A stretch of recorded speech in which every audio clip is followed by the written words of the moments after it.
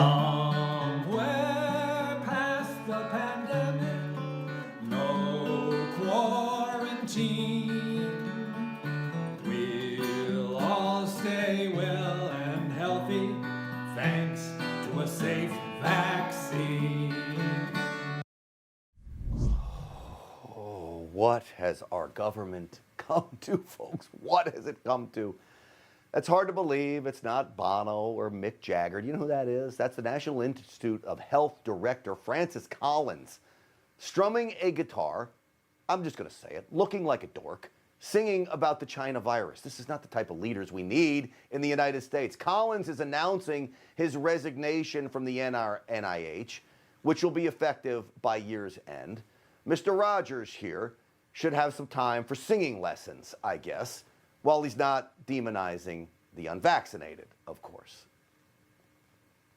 This is a pandemic of the unvaccinated. The Delta variant is a big threat to those unvaccinated people. This is, as has now been said, a pandemic of the unvaccinated. If you're unvaccinated, this virus is looking for you.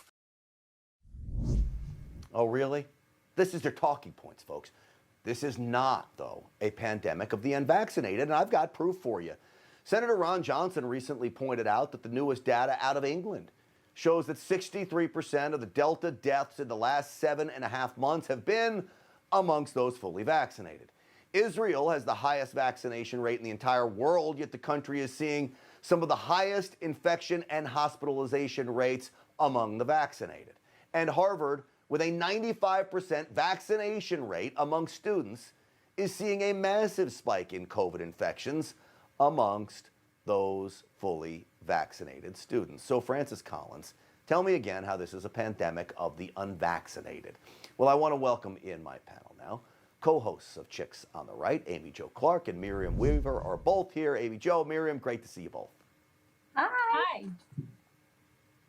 Amy Jo, what do you make of Francis Collins leaving NIH? What do you think is behind it? Well, he'll say things like, term limits and people shouldn't serve for this long and it's time to step down. But I think we all know that he is disgraced. And also, I think that Fauci should follow in his footsteps and maybe they can start a band together and sing like some bad Simon and Garfunkel tunes and go on the late night shows together. I promise you, I will not be downloading any of those songs or playing them on my Pandora. That is an absolute fact. Miriam, I take it that's probably the case for you too. What do you make, though, of this idea that the song's the worst? What do you make of this pandemic of the unvaccinated? Well, I mean, clearly, as you just pointed out, the latest studies have shown that that's not the case. Now, it may be true that unvaccinated people have a worse time with symptoms, with more severe disease. That seems to be the one thing that the vaccine does really well. It certainly does not prevent transmission, as we're seeing more and more. And the frustrating thing about Collins' resignation right now, after all of these reports about him lying about gain-of-function research, is that there's once again no accountability at these higher levels of these government agencies. And I think people are really frustrated by that. Yeah, we forget that he, as well as Dr. Fauci, both accused of lying about how much gain-of-function research, the weaponizing of the virus in that Wuhan lab was. All right, I want to change topics for you both. This one's an interesting one. So the United States had a submarine contract with France to sell France submarines. We pull that contract and give it to the tyrannical Australia right now. France gets angry, pulls its ambassador from the United States, it's so angry, and apparently Joe Biden has no idea any of this unfolds, according to none other than John Kerry. Listen to this. He asked me, he said, what's the situation? And I explained exactly, he had not been aware of that. He literally had not been aware of what had transpired. Amy Jo, how concerned should we be the President of the United States is not aware that France, our ally, pulls their ambassador from the United States?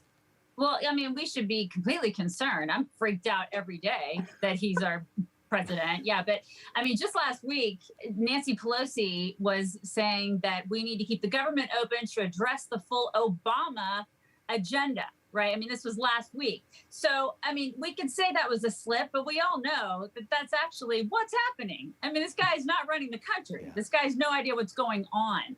So I try not to be terrified all the time. I try not to think, I just try not to think about it too much, Grant. This is how dopey the administration is. Kerry admits the president knows nothing. Earlier, I tweeted out on Instagram that the White House put a post up that said they are not going to tax anyone who makes more than $400,000 a year, which was clearly a typo, but they can't even get that right when they put their post out. Miriam, before I go, I want to give you this one. I'm queuing this up for you because I don't know if you're running out to the store to buy this, but Playboy magazine has a new cover. Oh. Let's take a look because I am not running out to the store to buy this one. There it is. It's a dude in heels on the cover of Playboy. Miriam, what is going on with the world today? My first thought is Playboy is saying, tell me that we're irrelevant without telling us that we're irrelevant. We'll go first. So Well, I did see that I don't that guy understand, has 17 million Instagram followers. So I think that Playboy is actually just trying to use him to see if they can gain an audience, because I don't think they have their traditional one anymore. No. Here's another thing that I am not. I am not an Instagram follower of that guy either, but I am of you two. So, and I'm going to keep it that way. Amy Jo Clark, Miriam Weaver, thank you both for coming on. As always, it's great to see you. Thank you so much.